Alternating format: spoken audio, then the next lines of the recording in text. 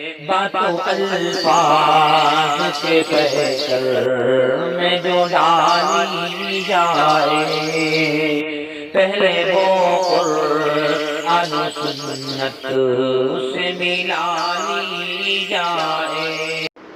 السلام علیکم ورحمۃ اللہ وبرکاتہ۔ بسم اللہ الرحمن الرحیم۔ عزیز طلبہ، یہ کتاب جو آپ کے سامنے ہے یہ عربی ادب سے متعلق ہے۔ مصنف کتاب نے اس کا نام رکھا ہے الادب العربی بین عرض و نقد۔ گویا اس میں مصنف نے خود وضاحت کر دی کہ تین پہلوؤں کی طرف ہماری یہ کتاب اشارہ کرتی ہے یا اس سے بحث کرتی ہے۔ پہلی بات وہ یہ کہ عربی ادب سے متعلق اس میں گفتگو کی گئی ہے۔ دنیا کے کسی بھی اور زبان کے ادبی مقام کا جائزہ نہیں لیا گیا ہے، اس کی حقیقت کو واضح نہیں کیا گیا۔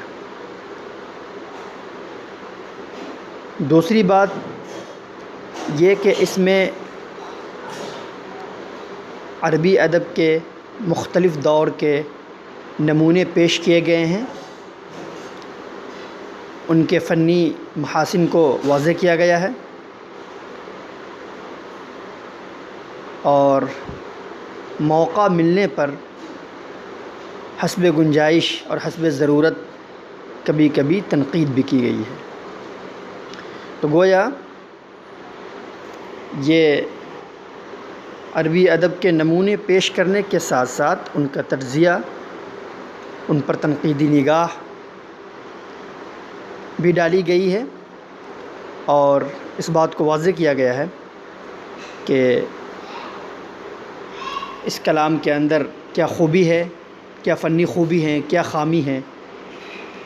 ادباء شعراء نے اس سلسلے میں جو باتیں لکھی ہیں، مصنف نے اپنے الفاظ میں ان کو واضح کرنے کی کوشش کی ہے، اور بہت کامیاب کوشش کی ہے، کیونکہ یہ کتاب بہت مختصر ہے۔ ادب کی حقیقت کو واضح کرنے کے لیے یہ کوئی تاریخ ادب کی کتاب نہیں ہے، لیکن بعض پہلو کی طرف اشارہ کیا گیا ہے۔ تو یہ کتاب اس لحاظ سے بڑی ممتاز ہے، اور اس کی اپنی ایک حیثیت ہے کہ اس کتاب کے اندر پہلی مرتبہ یہ کوشش کی گئی ہے کہ نصوص پیش کرنے کے ساتھ ساتھ اس کا تجزیہ اور ان پر تنقیدی نگاہ بھی ڈالی جائے۔ اس سے پہلے کی جو کتابیں آپ نے پڑھی ہیں، منصورات ہوں یا مختارات ہوں، اس میں ادباء اور شعراء کے کلام اور ان کے نصوص تو جمع کر دیے گئے ہیں، لیکن ان کے حسن اور خوب کو واضح نہیں کیا گیا، یہ قاری پر چھوڑ دیا گیا ہے کہ آپ خود فیصلہ کریں۔ آج میں بنیادی طور پر چند باتیں آپ کے سامنے ادب کے سلسلے میں پیش کرنا چاہتا ہوں۔ سب سے پہلے یہ جاننے کی ضرورت ہے کہ ادب کی حقیقت کیا ہے۔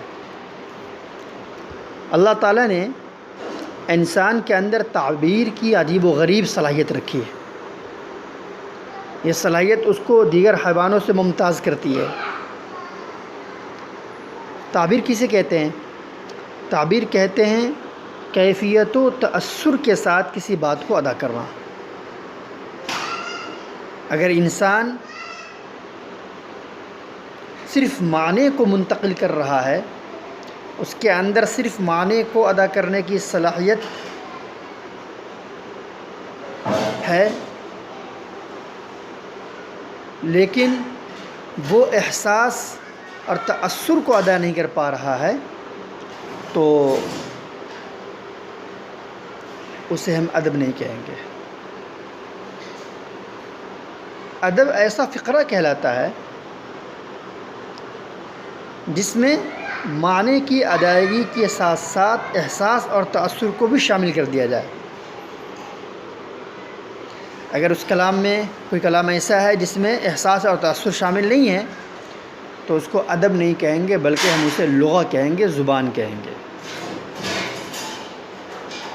معلوم ہوا کہ کلام میں تاثیر اور طاقت اسی وقت پیدا ہوتی ہے جب اس میں تأثر اور احساس بھی شامل ہو۔ اب آئیے، علم کسے کہتے ہیں؟ اگر کسی کلام سے اہم معلومات حاصل ہو رہی ہو، اہم معلومات حاصل ہو رہی ہوں تو وہ علم کہلاتا ہے۔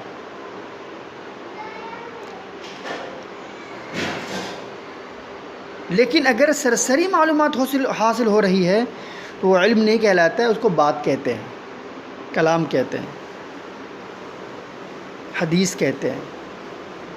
تو اہم معلومات اگر حاصل ہو رہا ہے، اہم، یہ جز بہت ہی نوٹ کرنے کے قابل ہے، اہم معلومات حاصل ہونی چاہیے تو وہ علم کہلائے گا۔ اگر کوئی سرسری معلومات حاصل ہو رہی تو اسے علم نہیں کہتے اصطلاحی طور پر۔ ایک چیز اور ہے، فن۔ فن کہتے ہیں ہر اس عمل کو جس کو دیکھ کر انسان میں تأثر پیدا ہو۔ اس لحاظ سے اگر دیکھا جائے تو فن کی بہت سی قسم ہو جائیں گی، مثلا تصویر ہے، موسیقی ہے، سنگ تراشی ہے، زیورات ڈھالنا ہے، وغیرہ وغیرہ، یہ سب بھی فن کی قسم میں جاتی ہے۔ فن ہی کی ایک قسم ہے جسے ہم ادب کہتے ہیں، جسے ہم ادب کہتے ہیں۔ تو گویا ادب فن کی ایک قسم ہے، کیونکہ اس کے ذریعے بھی انسان کے اندر تأثر پیدا ہوتا ہے۔ تو اگر ہم علم میں اور فن میں موٹا سا فرق کرنا چاہیں تو یوں کہہ سکتے ہیں کہ سوچنے سمجھنے کی صلاحیت کو علم کہتے ہیں اور اثر لینے کی صلاحیت کو فن کہتے ہیں۔ بہت آسان سی زبان میں سمجھ لیں کہ سوچنے سمجھنے کی صلاحیت کو علم اور اثر لینے کی صلاحیت کو فن کہتے ہیں۔ اب ہم آتے ہیں کہ ادب کی قسموں پر۔ تو بنیادی طور پر ادب کی دو قسمیں ہیں، شعر و شاعری اور نثر نگاری۔ نثر تو مشترک ہے، اس کا میدان وسیع ہے، یہ علم اور فن دونوں میں استعمال ہوتی ہے، لیکن شعر و شاعری صرف فن میں ہی استعمال ہوگی، اس لیے کہ نثر میں گنجائش بہت ہوتی ہے، وہ علم کو سنبھالا دینے کی صلاحیت ہوتی ہے اس میں۔ شعر و شاعری کا میدان زیادہ وسیع نہیں ہوتا، وہ قافیے اور وزن کی زنجیر سے جکڑا ہوا ہوتا ہے، اس لیے اس کے اندر ہر ایک کو سنبھالا دینے کی صلاحیت نہیں ہوتی۔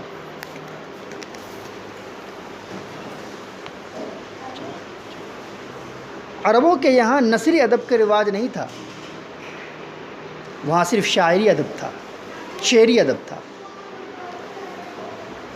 عربوں کے یہاں نثری ادب کا رواج نہیں تھا، بلکہ وہاں صرف کیا تھا؟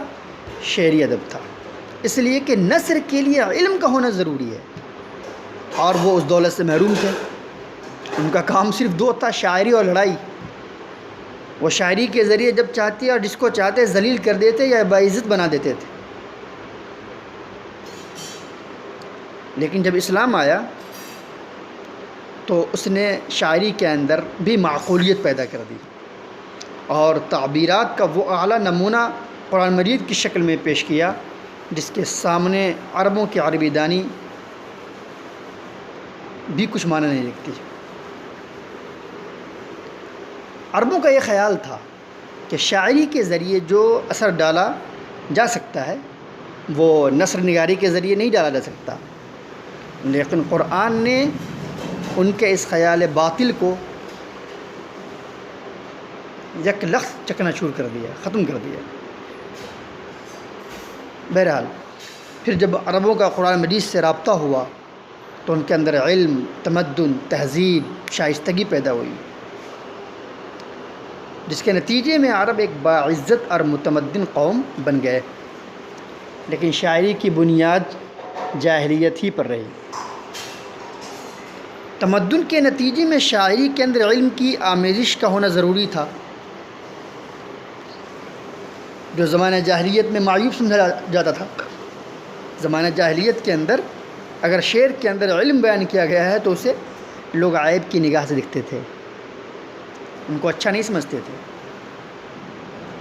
لیکن تمدن جہاں جیسے جیسے وسیع ہوتا گیا اور اس کے اثرات پائے گئے زندگیوں میں، تو ظاہر سی بات ہے زندگی کا ایک شعبہ شعر و شاعری بھی ہے، اس کے اندر بھی علم کی آمیزش ہوئی، اور اس طرح رفتہ رفتہ عہد عباسی کے آتے آتے عہد عباسی کے اندر علمی انداز کی شاعری شروع ہو گئی۔ اگرچہ اسلام کی آمد سے کوئی تبدیلی تو نہیں ہوئی، البتہ شاعری کے اندر تحسین اور تہذیب پیدا ہوئی، طرز نہیں بدلا، اسلوب نہیں بدلا۔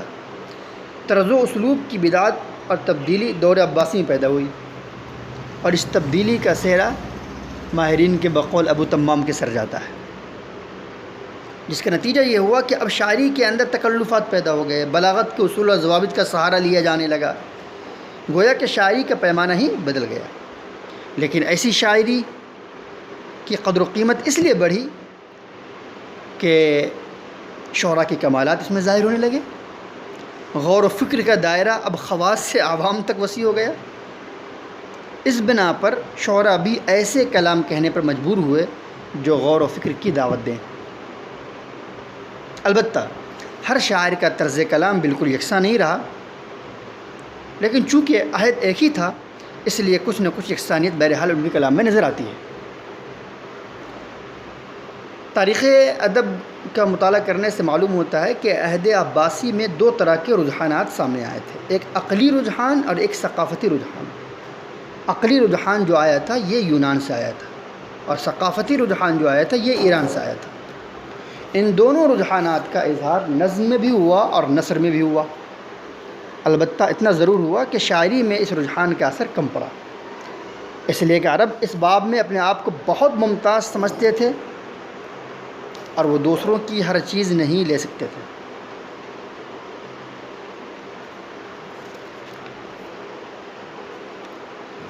خلاصہ یہ کہ